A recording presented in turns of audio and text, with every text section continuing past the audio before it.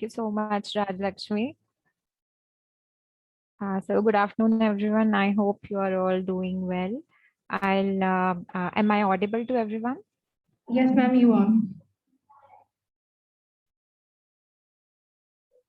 So I'll start screen sharing.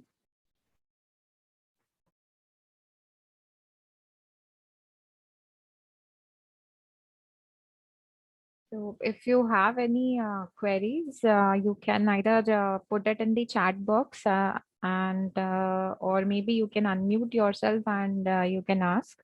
I may not be able to see all the chat questions. So I can help you with yeah, the chats, ma'am. okay. Right. So today's topic is delirium, and delirium is it has been taken from a Latin verb which was delirio, and it meant delirium means to be crazy. So that's how the word originated. And what is exactly delirium? So this is an we can rather than saying delirium, we can say the patient is in acute confusional state.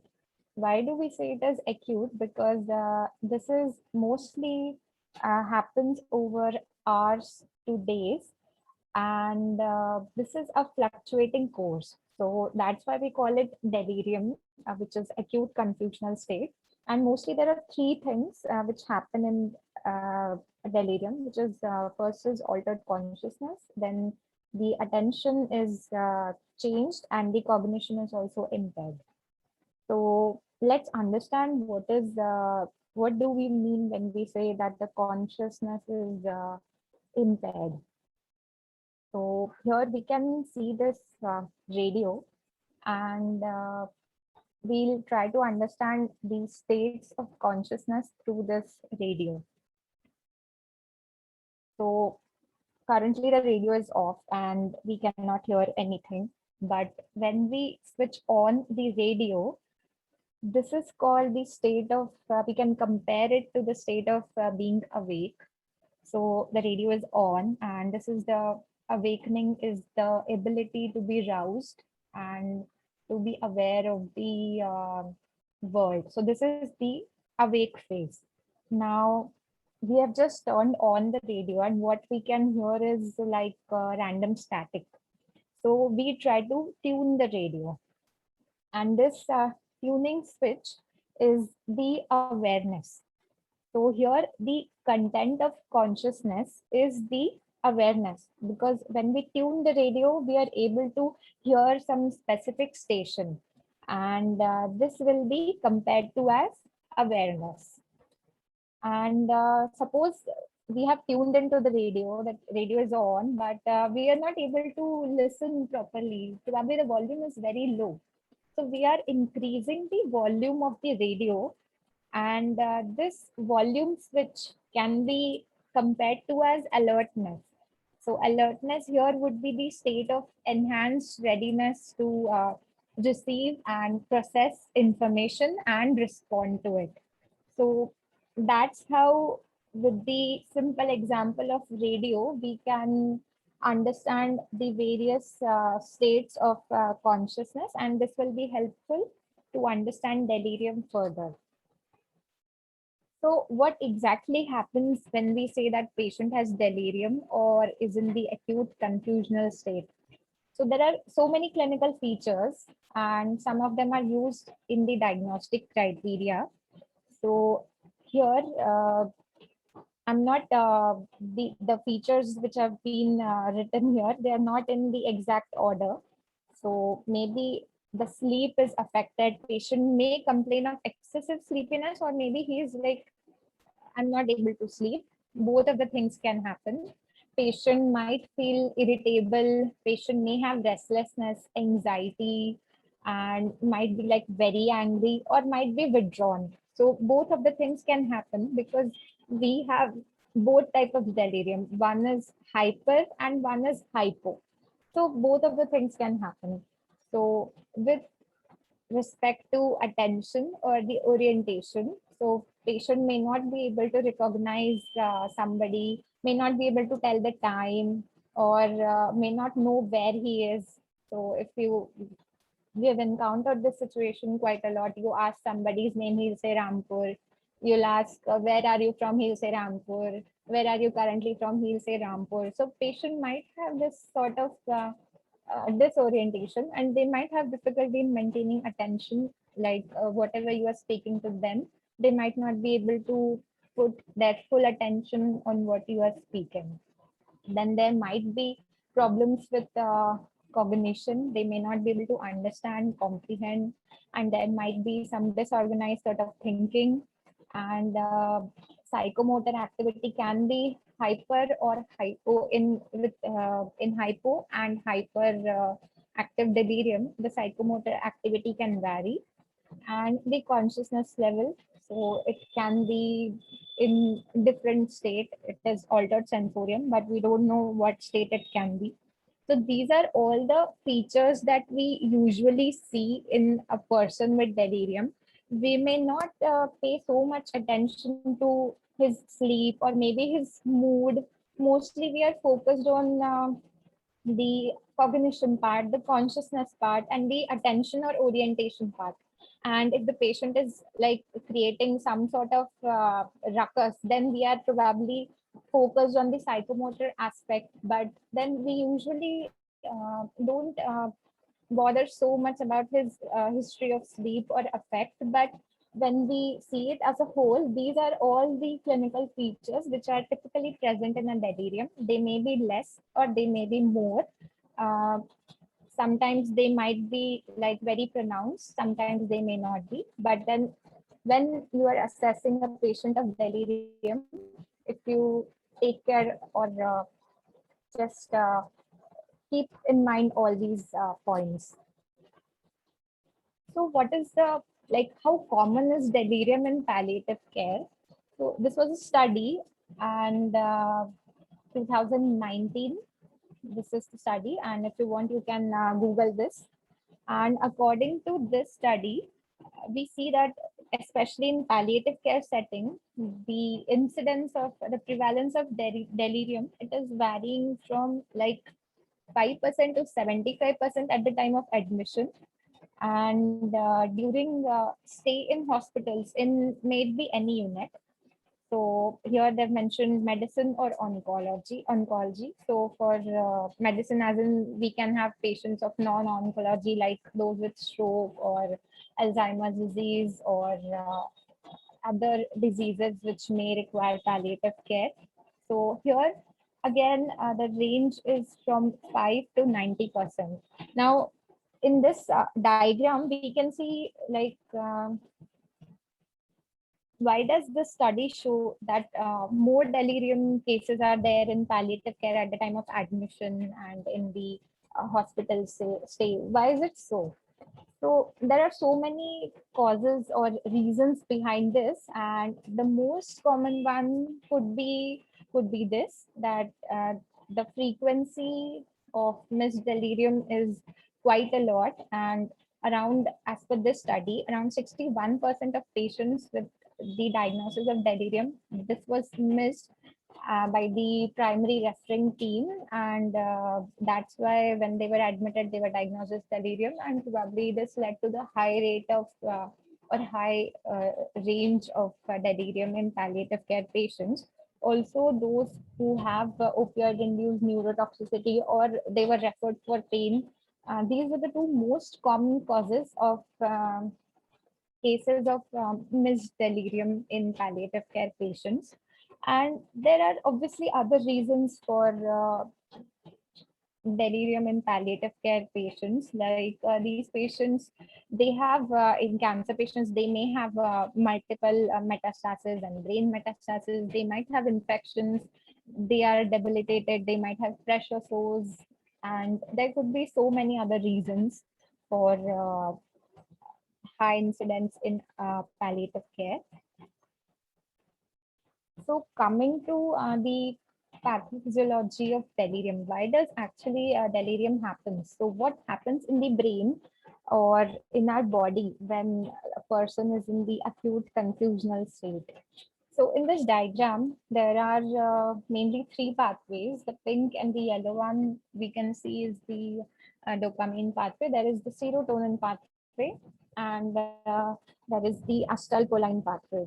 So when we are looking at the what are the like biochemical changes or neurotransmitter changes which are happening in the brain, so mostly the reticular activating system, that is which consists of there is thalamus, there is pons, and there is medulla. So this system, it helps in change in consciousness, like you wake up, you stay awake during the day, and then you again fall asleep. So the sleep wake cycle, and it helps also helps to keep or direct our attention to whatever we are doing, or somebody speaking to us, or anything happening around us. So these both things, that is the attention and the consciousness, the reticular activating system is mainly controlling these two. And there are so many neurotransmitters involved. And also one more thing, the elderly, they have quite a lot of them have atrophy in the reticular activating system, and that's why they are more prone for delirium. So this is like there are so many neurotransmitters: acetylcholine, norepinephrine, dopamine, serotonin, GABA, and there is actually a delicate balance between them. So we cannot say that yes, dopamine is increasing, serotonin is increasing, that's why we are having delirium. There are cases where actually serotonin level or GABA level may increase and cause delirium, it may reduce and cause delirium. So in both cases, it may be hyperactive or hypoactive delirium. So we need to have that balance in the brain, and any change in the fragile balance may lead to the person having a confusional state. So here we can see that hyperactive delirium is because of excess dopamine and deficient acetylcholine activity, while in hypoactive delirium, there is deficient dopamine and excess acetylcholine or excess GABA activity. So there are many causes for this. And this is the overview of the mechanism that we usually see. And so most commonly, acetylcholine is known that yes, this may cause delirium. So there may be reduced levels, or there might be interference with receptors, which may be because of anticholinergic drugs, or in case of bladder irritation, there is vagus reflux, which causes to reduce levels of which is anticholinergic activity, and thus reduce levels of acetylcholine. Then there are serotonin when you talk of this, especially in hepatic encephalopathy and septic delirium. This the levels of this serotonin increase, and those who have like addicts with LSD. Then talking about GABA. So again, in hepatic encephalopathy, the level of GABA increases because there is increase in ammonia, which leads to increase in glutamate and glutamine, which are precursors of GABA. And when we talk about reduced levels of GABA, so that happens with benzodiazepines, alcohol withdrawal. Also, talking about cortisols. So they are also the cortisol and beta endorphins. They, if the level is low or high, that disturbs the cortisol and beta endorphin related circadian rhythm and causes delirium. Again, there are few inflammatory brain responses which are mediated by interleukin 1 and 6. So, in case of infection or septic insult, the inflammatory interleukin 6 and 1 they increase. Also, if there is any reason for disrupted blood-brain barrier, they may enter the brain and cause delirium that ways. So, these are the few things that we see which cause delirium. There are drugs like cocaine, methamphetamine, opioids, which increase the dopamine level. There are for drugs like bromocriptine, ropinirole, levodopa, which again do the same thing.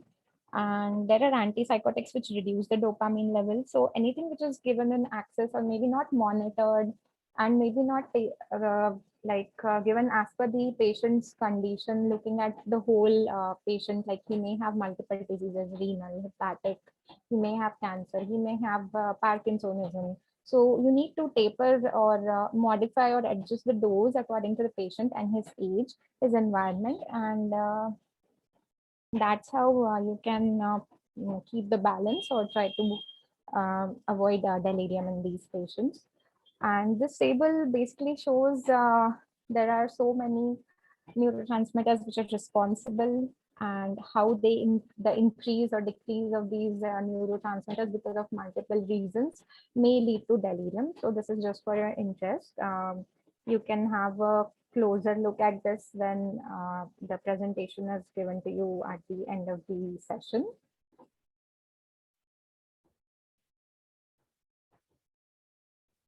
So what are the reasons for delirium in palliative care? So according to this study, which was in the Palliative and Supportive Care Journal in August 2020, we see that predisposing factors are like old age or frail, debilitated patients, those with cancer, those with brain metastasis or brain cancer, those who are malnourished. So like all these factors, they might be present in palliative care. They're mostly present in palliative care patients, and they may act as predisposing factors. And there are certain precipitating factors, like there could be infection of urinary tract infection or pneumonia, or the patient may be in sepsis because of some other reason. Patient may have very commonly electrolyte imbalance, and secondary to maybe he's on some palliative chemotherapy. Patient may be in hepatic or renal failure, and even pain is a precipitating factor. I wouldn't say that directly pain causes delirium, but yes, it is a precipitating factor. So patient may have any problem that may precipitate delirium because of certain other changes that are happening, neurotransmitter or chemical related changes that are happening in his body. And if these precipitating factors happen, they may lead to delirium. So here is again an overview of what all possible things are there, which may happen in palliative care. And mostly there are medications. There are opioids. There are anticholinergics. So many of our patients are on corticosteroids for so many reasons. There are patients on antidepressants and benzodiazepines. Then patient may have brain metastasis, and so many of our patients who may be on palliative chemotherapy, or they may be dehydrated and they may end up with hyponatremia or hypercalcemia or even hypernatremia and have delirium. And hepatic failure, we know that there is increase in GABA, but in renal there is increase in uric acid, and because of that the toxins, they increase and cause delirium. Again, patient may have so many infections, and which may cause inflammatory cytokines to increase, the levels may increase in their body. Also dehydration may lead to like sort of edema, and the intracellular shift of electrolytes and the fluid, which may cause delirium. Um, Actually, there is cerebral edema and may lead to delirium. And there are other conditions as well. And the side effects of radiation chemotherapy are always there. So how do you assess delirium when a patient of delirium comes to you? Do you have any questions? Maybe we can stop for some time and take any questions if you have any. Till now, we don't have any questions in chat, but we will give another 5 minutes. Okay, sure. So I'll continue. So coming to assessment of delirium, obviously when we see a patient, practically we know that yes, he's showing these symptoms and that's why he's delirious. But there are actually scales for it, or maybe a more formal way of assessment. And coming to it, first we need to diagnose that yes, this is delirium and this is not something else. There may be certain other differential diagnosis for delirium. So the first one here is according to the criteria, there is disturbance in attention. So the patient may have reduced ability to direct or focus or sustain or shift attention, and there may be changes in his level of awareness. There may be change in the cognitive ability of the patient.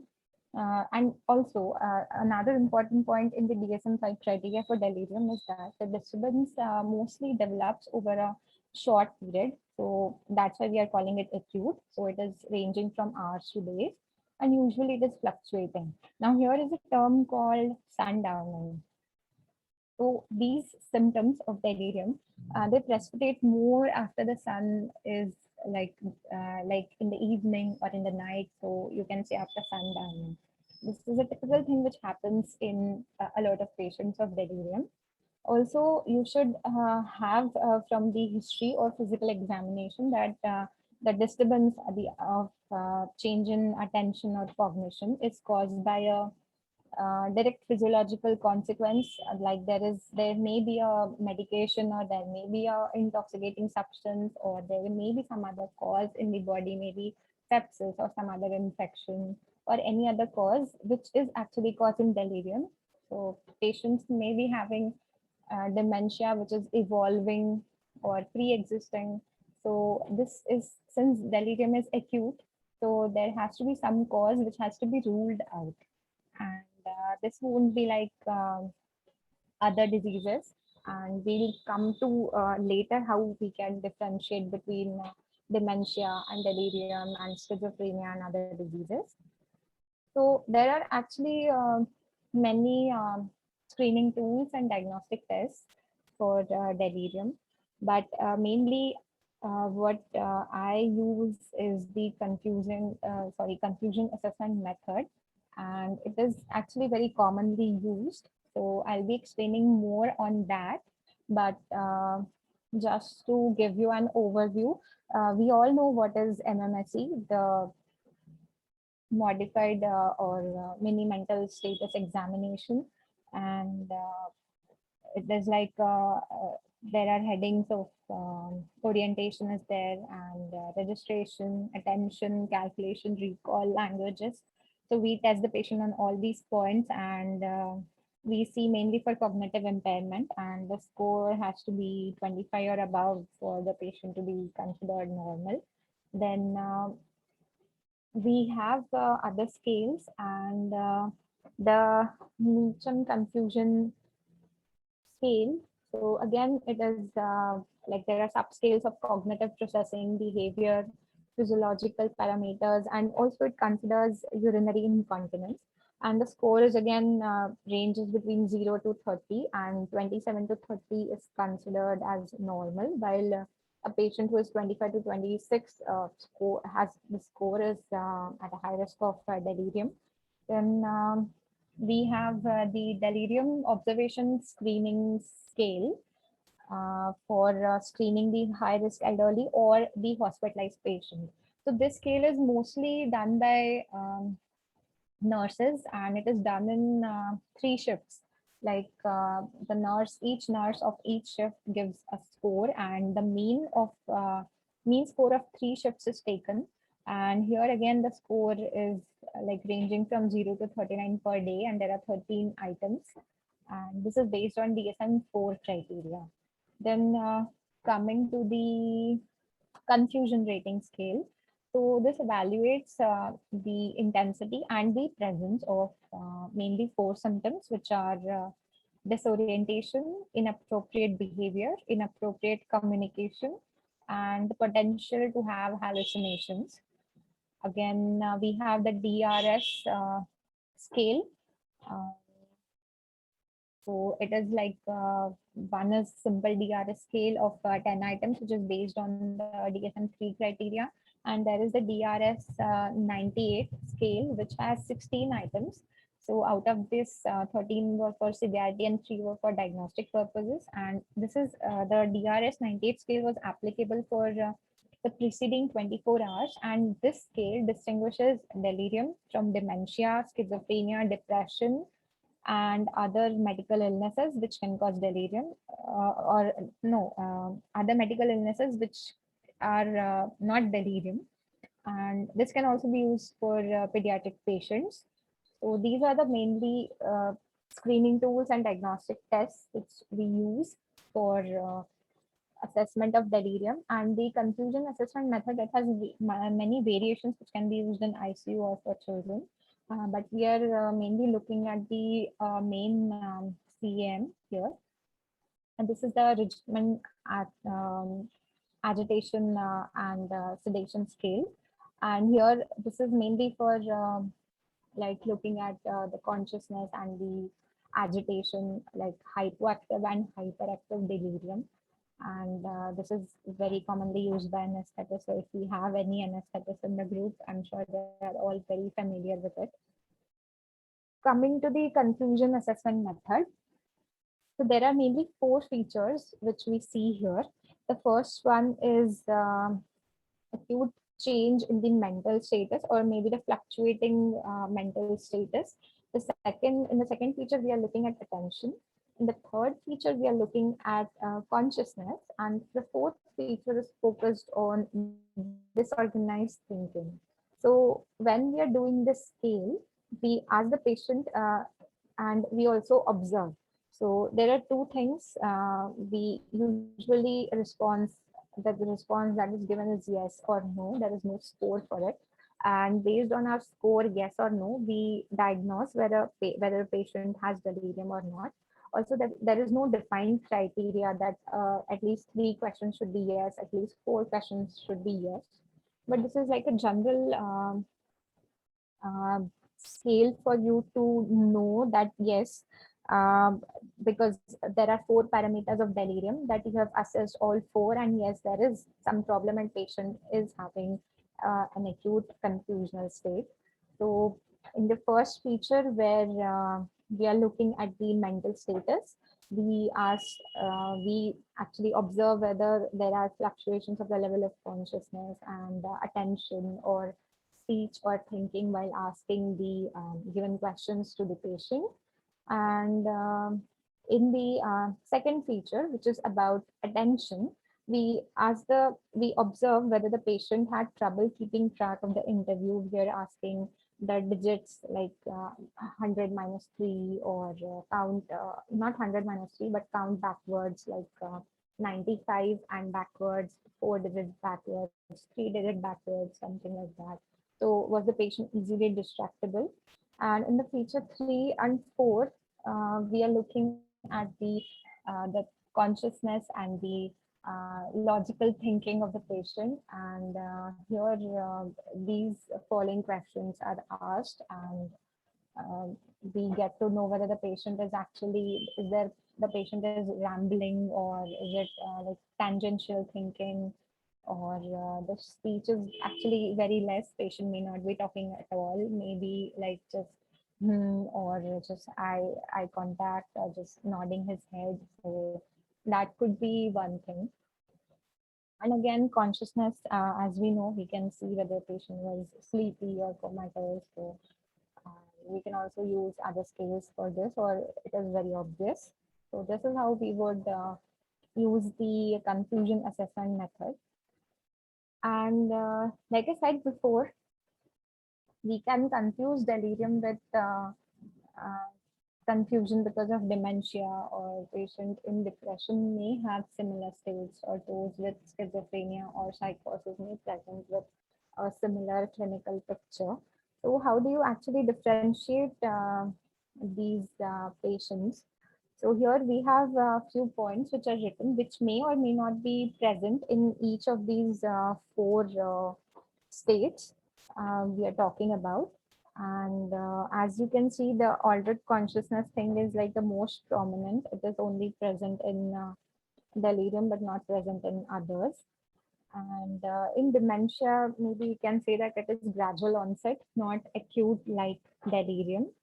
Then the depression is,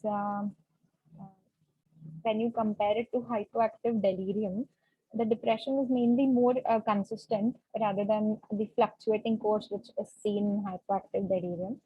And when it comes to psychosis, or more specifically, we can say schizophrenia.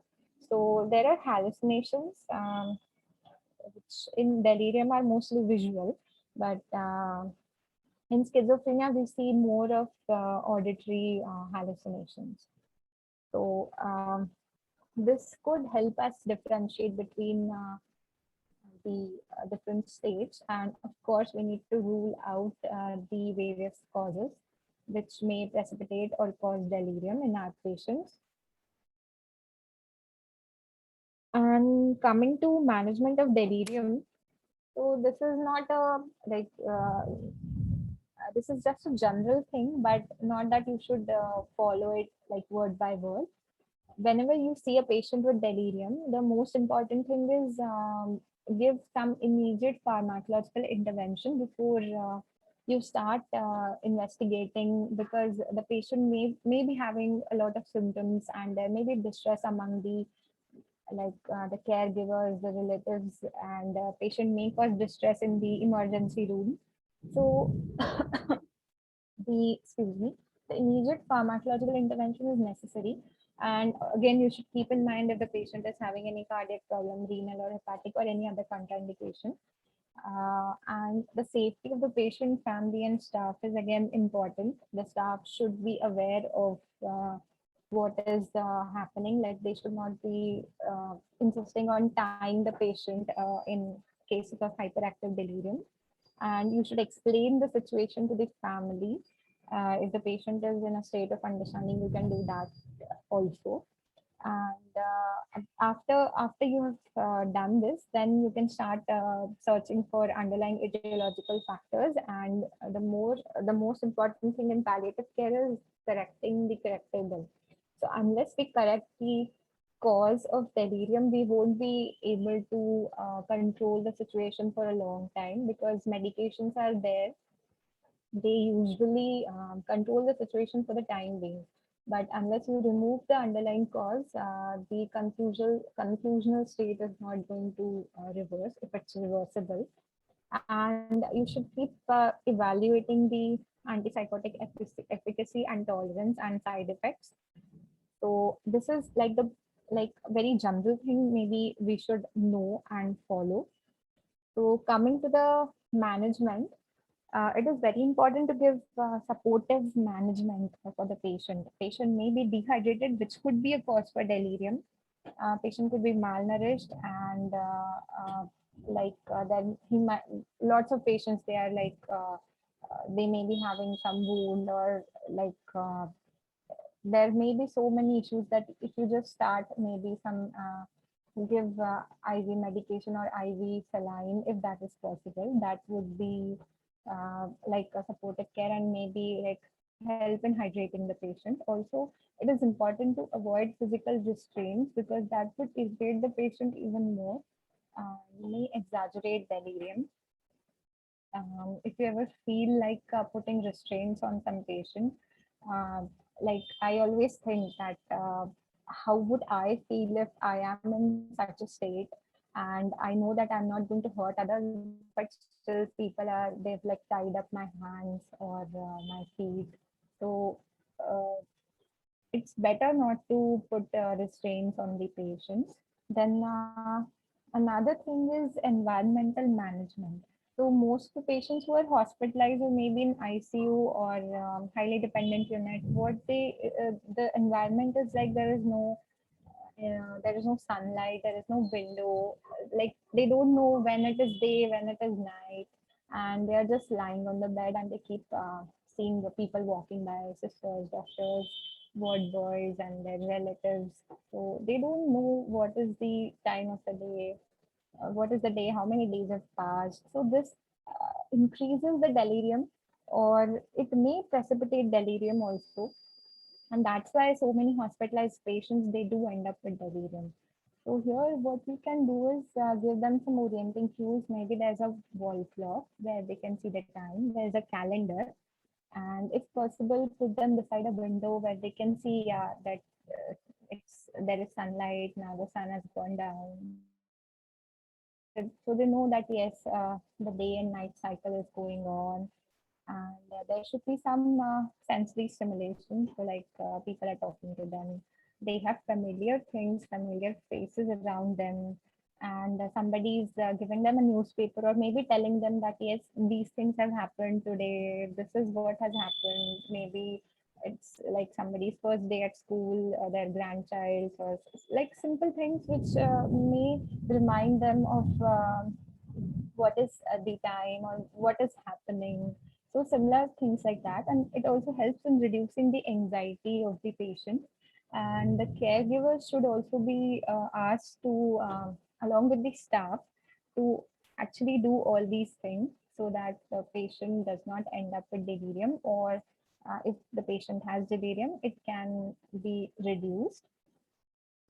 The staff education who's handling delirium is very important, because most of the times uh, probably they are not aware, or they have so many things to do that they don't pay attention to these little things.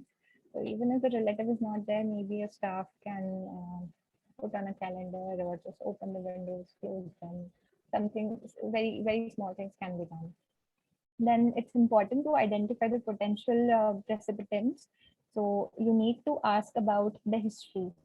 So firstly, is there any changes in sleep cycle? So this cycle changes can happen because of delirium, or even the changes in sleep cycle can precipitate in delirium. So both the things need to be asked. And if the patient has taken any medications before, any history of any specific medications, or if there was some severe distress or severe agitation, maybe very severe anxiety due to something that has happened in the patient's life.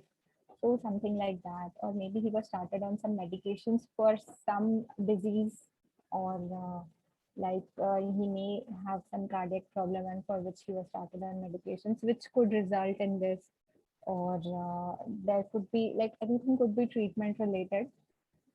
And if the patient has had food and water, if he's not malnourished, if he's not hypoglycemic, and if the patient is not constipated, I don't know if constipation was mentioned, but we see constipation as a cause of delirium very frequently in our practice.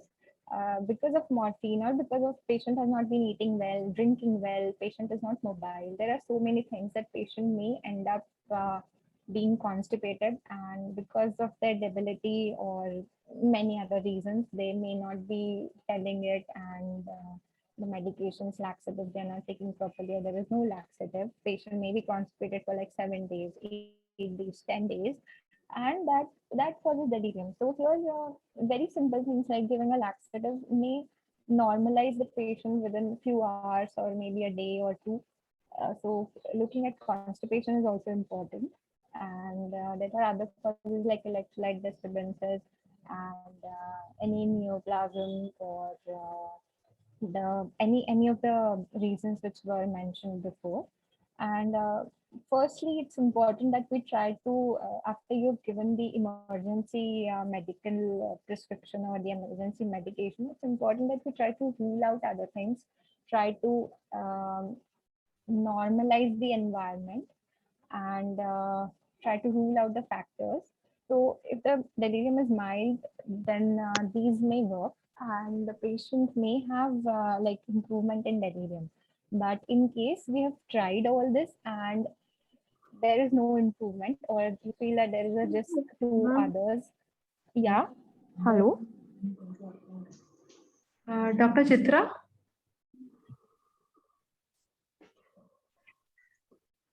Dr. Chitra, were you about to ask something? That might be some disruption, sir. Ma'am, you can continue. So, if you feel that the patient is at risk to self or others, or there are like this thing, then then you should start a trial of antipsychotic medications. But in case of mild delirium, we can take try other non-pharmacological or other measures, psychological measures, before we jump on to giving long-term antipsychotic medications. So. I have said this before and I'll repeat it, that pharmacological treatment may not reduce the incidence of delirium, incidents, but it is only for the temporary time till you are able to rule out what is causing this acute confusional state. And that's why we are calling it acute, because there is some precipitating factor. And once you remove it, or if it's treatable cause, the state can be reversed. So these are the most commonly given medications, and we mostly avoid benzodiazepines in these patients. So talking about haloperidol, so it has extrapyramidal side effects, and if you want to give haloperidol, you should know that the per oral bioavailability is like only like 45 to 75%, and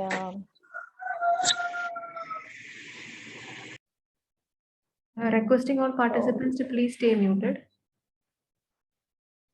and usually it starts with action in about like more than 1 hour when given for orally. But yes, if given subcutaneously or IV, the action is much faster. And the peak effect is mostly in like maybe 2 hours, 3 hours, 4 hours. And the half-life of haloperidol is mostly ranging between like 12 hours to 36 hours, and the duration of action would be like 24 hours. So it's like okay to give just like HS dose of haloperidol. We don't need to give it BD or TDS because the duration of action is like 24 hours. So mostly we can start the dose of 0.5 mg HS, or in cases of severe uh, delirium, you can give either IV, or after giving IV and the patient is then calm, you can start with a dose of 1.5 mg. And depending on the condition of the patient and looking at everything, if there are any contraindications like altered liver function test or any cardiac contraindications, we can increase the dose of like 0.5 mg to 1.5 mg every day and assess the patient.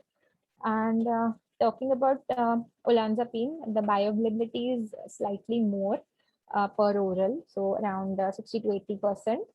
And the onset of action here is like hours to days. So this is not a medication for immediate relief of if you have any emergency case or somebody is presenting with acute like delirium right now. So this would help to settle the patients over next 2 3 days, but this won't be an emergency medication.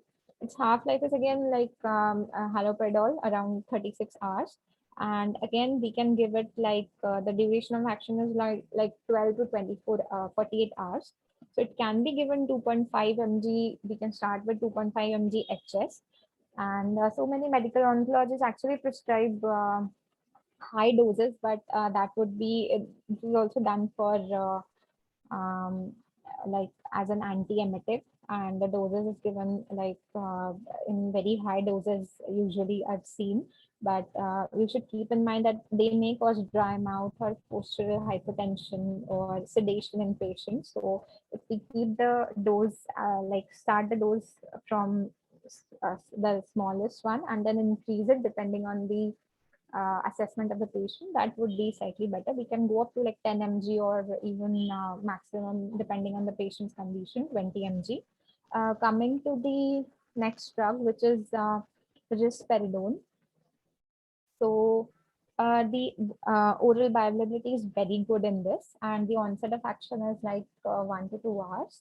And again, it takes hours to days for peak action in delirium, so not for emergency use. Half-life is approximately 24 hours. So again, it can be given like for a 1 day dose. And maybe we can start with again 0.5 mg HS. And here we can go up to like 3 mg max.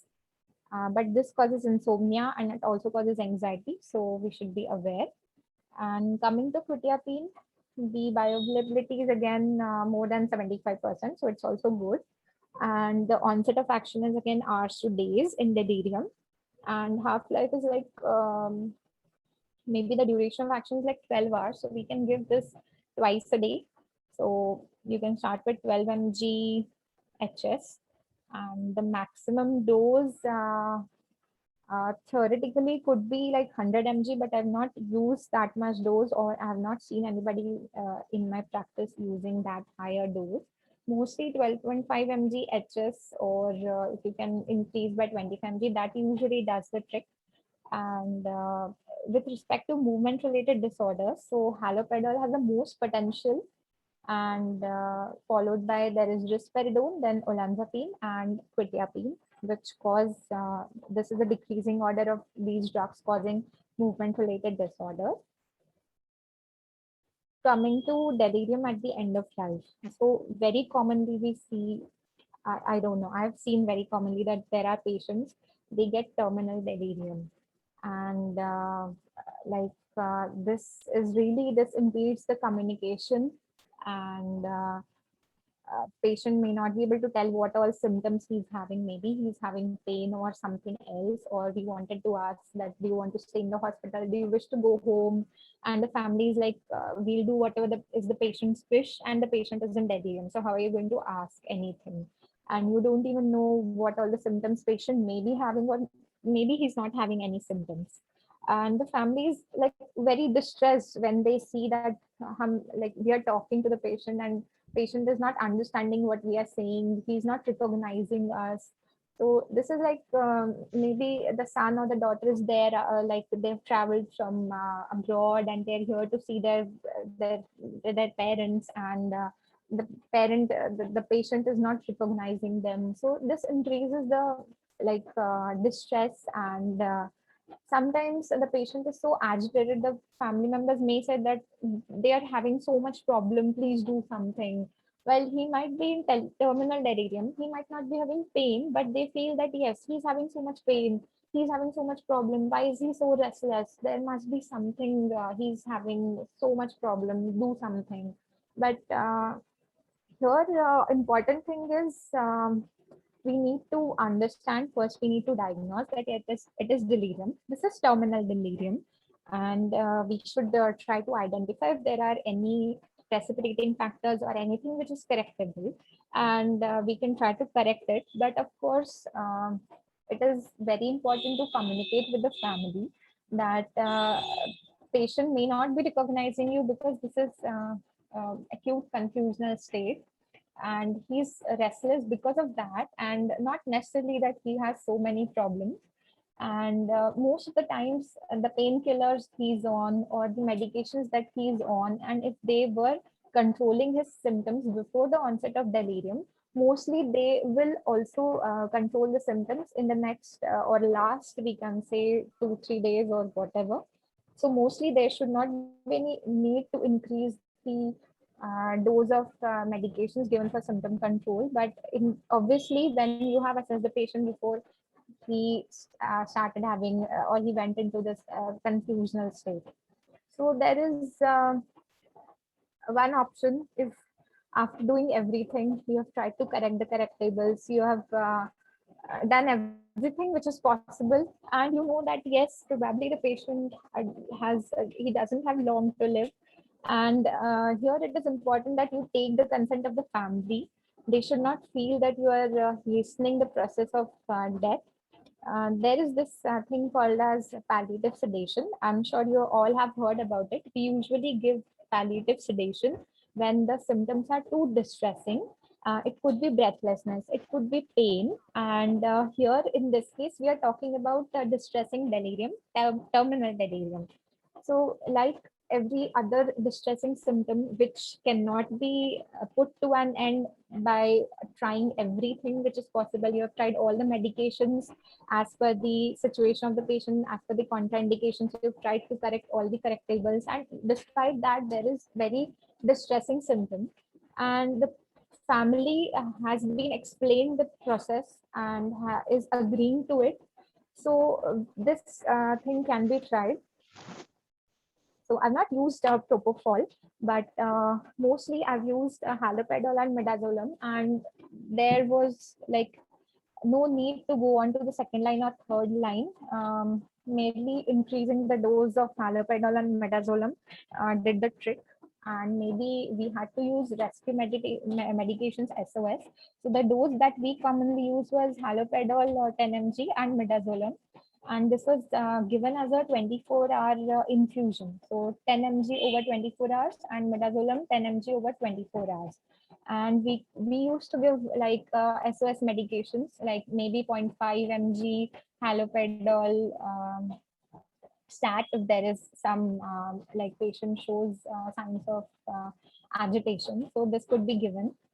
But the important thing here is to take consent of the family, and they should exactly understand what is the process of terminal or palliative sedation. Why we are doing this? We are not trying to hasten the process of death, or we are not trying to put the patient to death. And this process is mostly, it can be reversed, but the ultimate end the patient is anyway going to have. So this palliative sedation is not going to have any effect on it. The thing that is going to happen will happen, and we are merely trying to improve the quality of life of the patient here and trying to ease the distress of the patient as well as the relative. So whenever you try this or whenever you are doing this, there has to be written informed consent from the relatives, and the communication part is the most important part. So that brings me to the end of the presentation, and in case you have any questions, we can take that.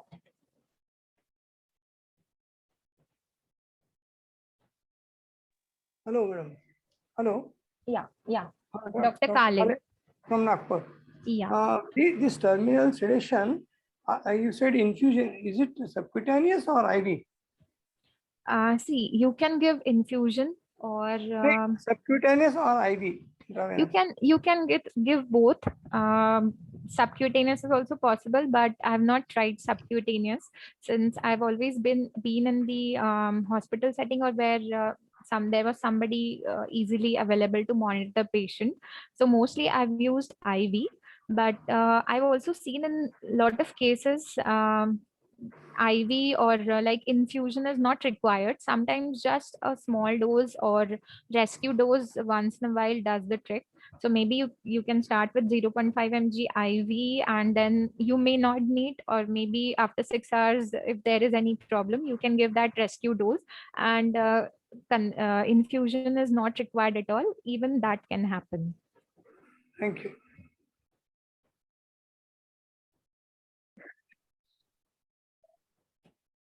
Any other questions or comments regarding the session?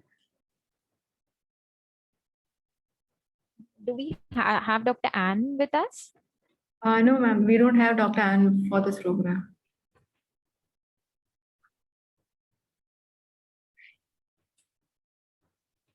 Okay, so if there are no more questions, maybe we can start with case presentation.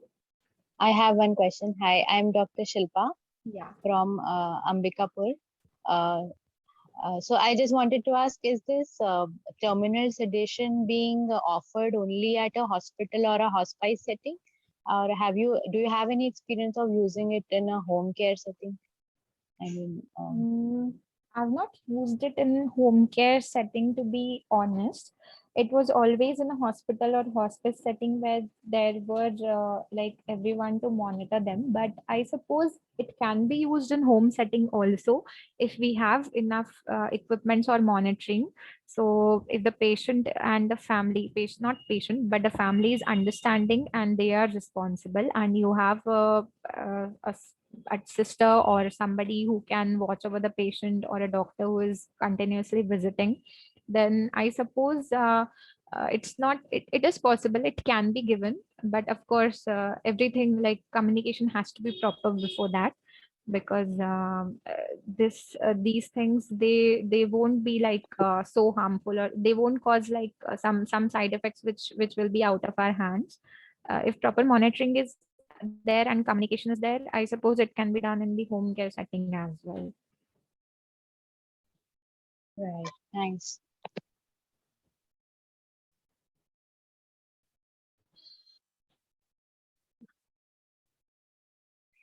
Any other questions? Like palliative sedation is just like it is done for any other distressing symptom at the end of life. It could be for pain, it could be for breathlessness. And similarly, this is for terminal delirium. The process and the medications are mostly the same.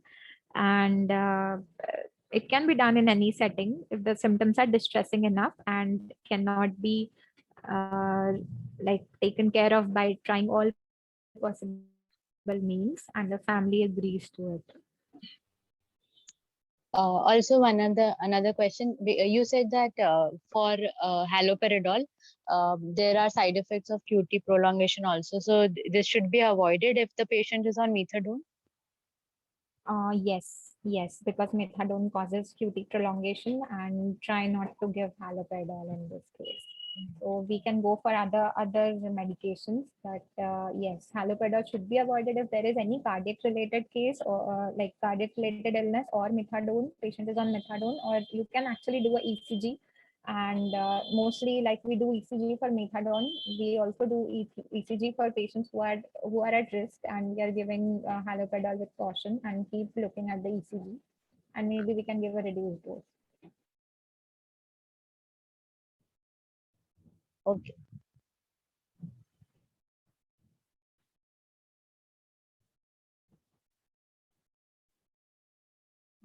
I think we can move on to a case presentation and have a discussion round after that.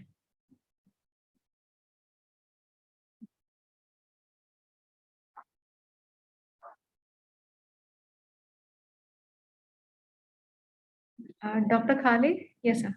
Yes, good afternoon all.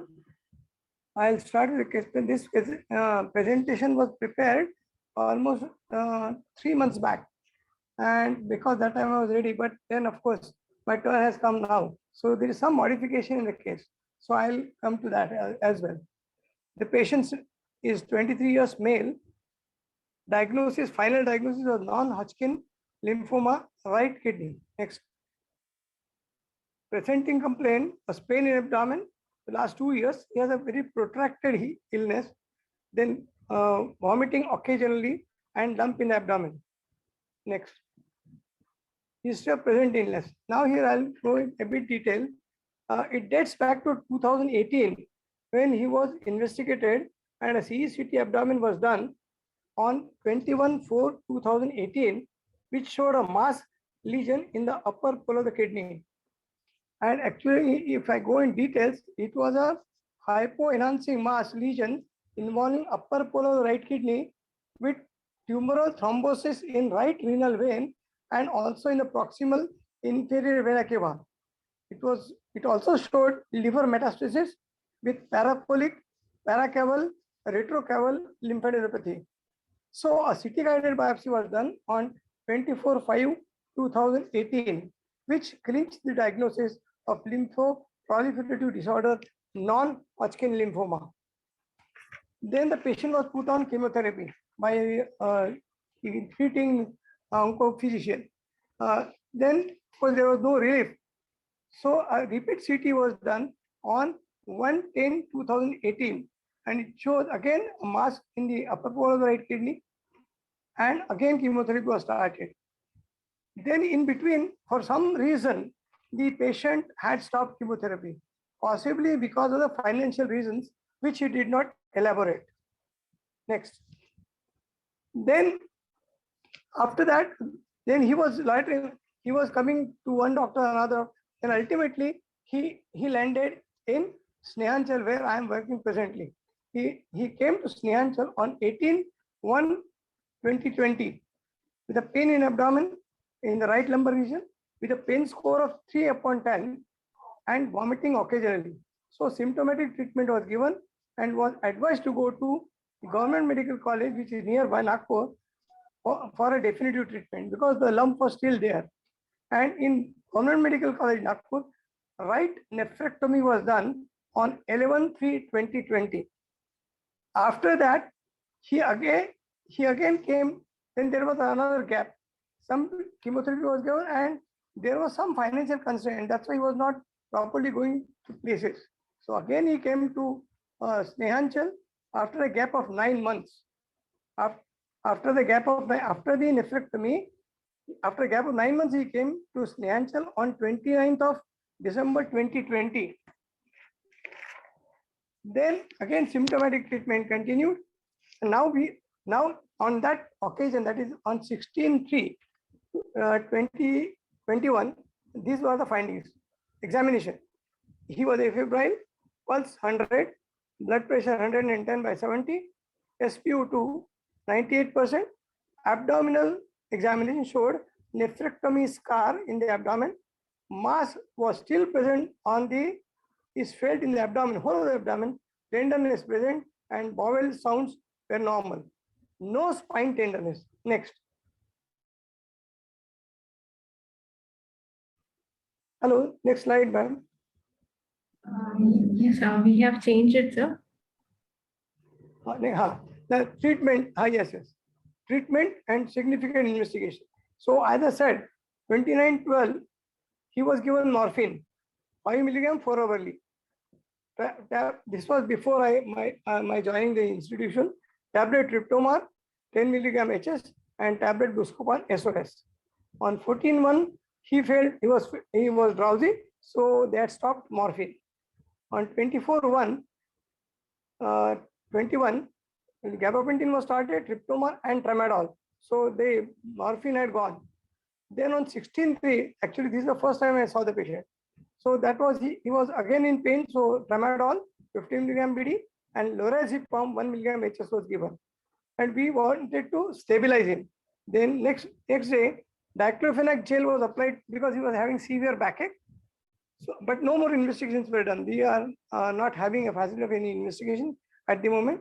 Then the fentanyl patch was, that time I had not had used any fentanyl patch before this, and I had no idea about that. But since it was available, and with so we wanted to make an experiment with the fentanyl patch, but it had not given any relief.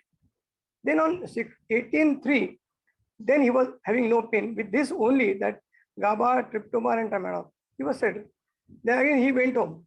Then on 23rd he again came with a severe pain. So now we again wanted to start morphine. It was started 5 milligram 4 hourly. I am not giving other details. I am talking of morphine only.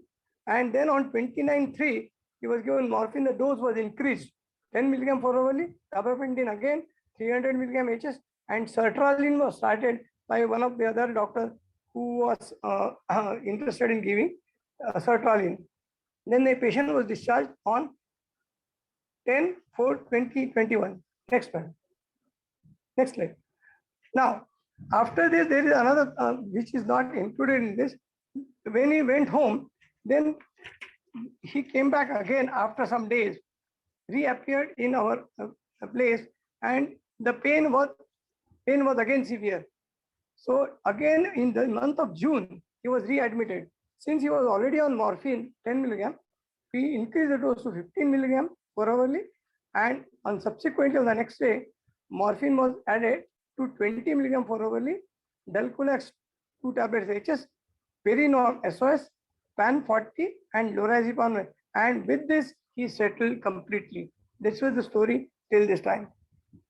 And that means it took so much of morphine, then stop. So there are different attempts made. That was the whole story. Now, psychosocial aspects. Patient had pain in abdomen for a pretty long time, so he was always worried, and he was thinking that no doctor is able to diagnose properly, neither treat. That was in his mind. Then, and the pain was so severe. It took some time, maybe that because of different opinions. It took almost 3 to 4 months to settle the pain. That is, in June it settled. So he had a fear that if I am having pain, so much of pain, and these doctors are not able to manage, how much of pain will I have? That means he, at the end of the life, he knew that he has got a malignancy, and somebody had told him that malignancy, that means the death is sure. So he was thinking that how much of pain I will, and always he was interacting with me, he was interacting with our psychologist also, and other social workers also, that my fear is not death. He always made it very clear. I am not afraid of death. I am sure I am going to die, but I am only worried about the excruciating pain I will have at the end of the life. We assured him that since you are stabilized here and you will not be having pain, hereafter. So he was consoled like that. Next. Okay. The medications I already said. Next. Now, the only main concern here was it took a pretty long time to settle the pain, which normally should not have. And here I will like mention, we do not use still injection morphine as a titration. Then I discussed with my colleague, if we start using titration with injection as per Dr. Sunil Kumar's advice, that you start titrating with injection morphine so that you can settle the dose in 1 day only. As what they do in Kerala also, they go home and do that titration and settle the dose of morphine. Here, because of trial and error, we had taken so much of time. Next. Next summary. The 23-year-old male came to a hospice for pain relief, and he was diagnosed as a case of non-Hodgkin lymphoma of the right kidney, for which a nephrectomy was done. That is the definitive treatment, and his pain is managed now satisfactorily. Next. The discussion points. With the widespread metastasis in the liver and retroperitoneum, what else could have been done? That is my point to be discussed. And secondly, he is very poor. And here's one more thing in my mind, which he came out gradually afterwards. His parents have spent most of their money. Actually, he took treatment in private hospitals, where the lot of money was spent, and they are in debt now. He are from lower middle income, so his parents are under debt, and now this fellow feels that I have spent almost all my father's savings for me, and I am of no use to the family. So it is not worth staying in this world. This is his thought. So this remains a challenge to us, and of course, presently he is still admitted with us, and now he is almost on the verge. He has accepted the reality, and now he is much better. Next. So anything more can be done, let me know. Thank you. Thank you, Dr. Kale. I think this case was presented very well, even though you said that this was 3 months, prepared 3 months earlier. And I think that the thing here, like this case is mostly about pain or psychosocial issues. This is not related to delirium.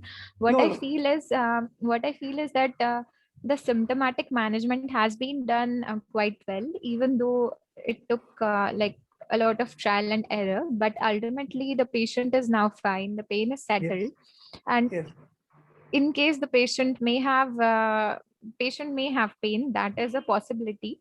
But in case anything like any symptoms come up, the maximum we can do is try to give the maximum possible relief to the patient. And this time, as you said, you can use IV morphine injections for titration of pain. That would be really quick. Like if there are patients who come howling in pain and they are given IV morphine, we start with like very small dose, 1 mg or 2 mg IV, depending on what is the total dose that they are taking per day. And it usually settles the pain, or at least reduces the pain, and they can be admitted for maybe 1 or 2 days or 3 days. And IV titration can be done, and accordingly a new oral morphine schedule can be made, or a new dose can be, a regimen can be prepared for the patient. So I suppose doing symptomatic management is the best thing that we can do for this patient. As far as the second thing that you said, that the patient is having thoughts like since he has spent all the money of his parents and he's useless, so there's no point living in the world. You said that remains a challenge. Yes. Right. So I feel that the patient should be like, there should be a like, I'm sure you must have done a lot of communication with him over these past few months. So he feels this way, that he's not useful. But I'm sure his parents don't feel that way, because if they would have felt that way, they wouldn't have spent so much for him. the thing remains that a child is always a child to their parents, and they would want to spend as much time with their son as is possible, however he is, whatever he is, because the love for the child is always there. He might feel the other way, but you can tell him that if he just runs away somewhere, or he decides to end his life someday, how would his parents feel? They have done so much for him. They run around for him. Whenever he's admitted, they might be staying with him in the hospital. Yes, They keep yes, bringing him to the hospital. So they are yes. doing it because they want to see their son happy. They want to see their son pain free. And I'm sure even they would have this idea that he might die someday. Yeah, but This madam, now he's settled with all Yeah. these scores. Only he is blaming himself that he has got the disease and he has exhausted all the money. He has no suicidal tendency. Mhm. He has no suicide, but he says I'm Right. useless. He reads a lot of books. He reads he brings books. He reads books. He's entertaining in the mobile and all that. Now he's settled. As far as we are concerned, now we are happy with him. Except that that thought always comes on. I am useless. I am useless. He is now 23 years and he is Right. no good to his parent. That is the thing which is bothering him. Now he is not Right. afraid of death. He is not afraid of death. Right. He is not Right. afraid of pain. He has settled that in score. And here I learned one thing, that morphine IV should be used right in the beginning for titration, which I will be going to use in other patients now onwards. Right. What I also have, like one of my suggestions, patient can be like he can be asked to get engaged in meaningful activities. Maybe he can be a volunteer and take care of other patients, so that he will realize that yes, he is useful. He can give his experience. He can comfort others that yes, see, I went through all this pain, but see, I'm better now. So even your thing will be settled. So maybe he can share his experience, give comfort to others, be a support to others like him. So this is just one sort of volunteering activity that he can do, and he'll feel that will give him that sense of self-worth, that yes, he has done something, and he won't feel useless. So that is one sort of example you can think, like I can think of right now. But I'm sure there are other such activities which can be meaningful, and it doesn't necessarily mean that he has to just go and earn money. But there are other things which can be done, and that may increase his self-worth. So like, Thank you for your suggestion, madam. We'll try to put him as one of our volunteers, so that because he is in a hospital only, hospice only, so we'll use him in that way. Your suggestion is well taken. Thank you. okay, thank you. So anybody, would anybody like to give any comments or inputs? Or do you have any questions regarding this or our earlier session on delirium? Or you want to have keep any of your thoughts?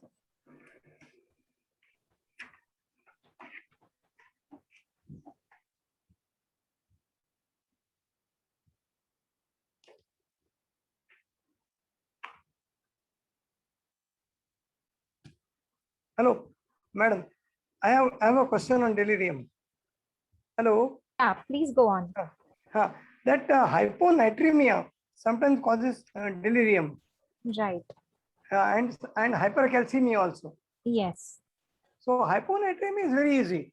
Yes. You just make a assessment. If it is less than, it is around 116 milliequivalents and all that. Give a this thing hypotension, and the patient improves dramatically. And this was seen in my relative's case. Somebody was not able to understand what is it. The way she was talking, my elder brother's wife. So they were in confusion. Of course, I was not there as a doctor there. I am remote. So I came to know all that. Then I told them, if it is a hyponatremia, find out that is this delirium is not, it's only hyponatremia driven. And once she was given this thing, hypotension, she was absolutely all right within an hour.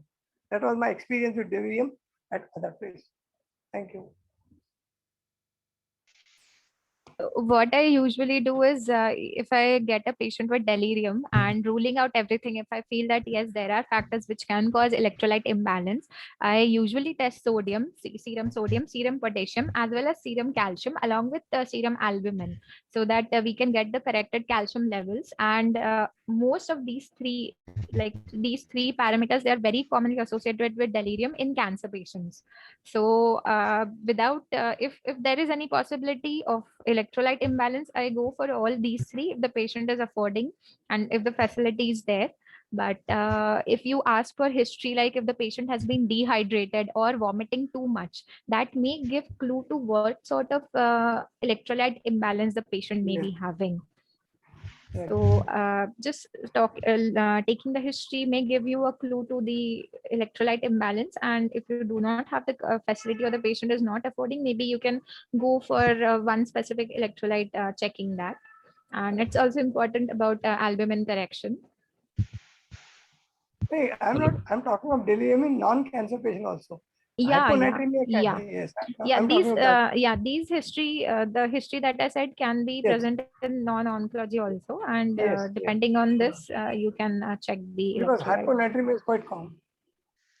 Hello, So- I'm Dr. Dattaram Desai from Goa. I have observed that hypoglycemic patients also have got confusional states. They are confused. Is it delirium?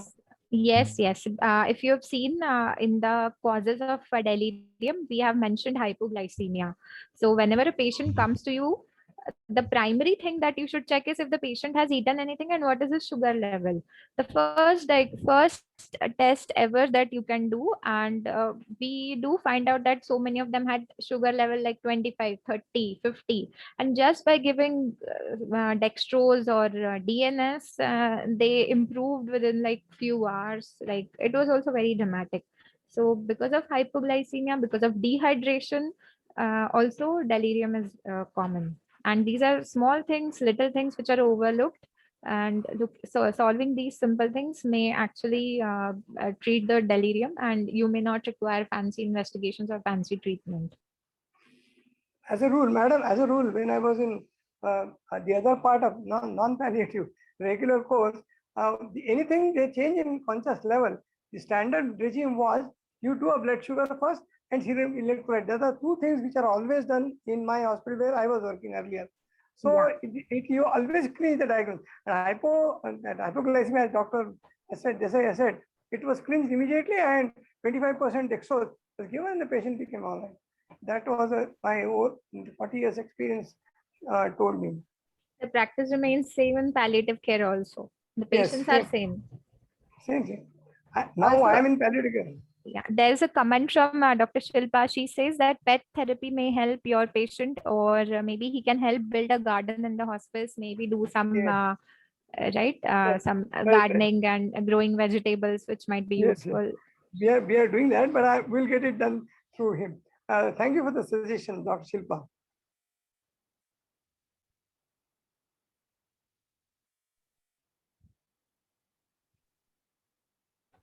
So I guess if we don't have any more questions, we can end the session.